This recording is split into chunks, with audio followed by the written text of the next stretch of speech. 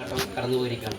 വയനാട്ടിൽ ചൂരമലയിലും അതുപോലെ തന്നെ മുണ്ടക്കയിലും ഉണ്ടായ ഉരുൾപൊട്ടലിൽ നിരവധി പേരാണ് മരണപ്പെട്ടത്. അതിൻ്റെ ഭാഗമായിട്ട് സർക്കാരും അതുപോലെ തന്നെ പൊതുജനങ്ങളും ഒക്കെ തന്നെ നിരവധി അവരെ പുനരുദ്ധരിക്കാനുള്ള പരിപാടികൾ നടത്തിക്കൊണ്ടിരിക്കുകയാണ്. അതിൻ്റെ ഭാഗമായിട്ടുള്ള ഡിവൈഎഫ്ഐ ഏറ്റെടുത്ത പ്രവർത്തനം എന്ന് പറയുന്നത് വിൽഡ് വയനാട് എന്ന ക്യാമ്പയിൻ ഏറ്റെടുത്തുകൊണ്ട് 25 വീടുകൾ വെച്ചു കൊടുക്കാം എന്ന രീതിയിലാണ് നിലവിൽ ഡിവൈഎഫ്ഐ ഏറ്റെടുക്കുന്നത്.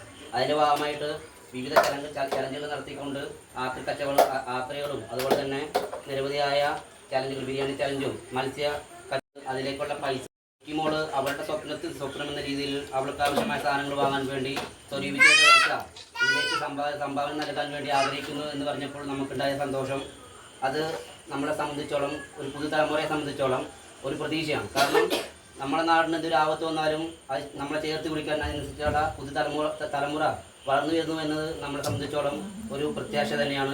വിളിച്ചു പറയുകയും നമുക്കിങ്ങനെ ഒരു കൊച്ചു കുരുന്ന് സ്വരൂപിച്ച് വെച്ച പൈസ നമുക്ക് നൽകാമെന്ന് പറഞ്ഞിട്ടുണ്ട് പറഞ്ഞപ്പോൾ അവർ വലിയ രീതിയിലുള്ള സന്തോഷം നമുക്ക് പ്രകടിപ്പിക്കുകയുണ്ടായി.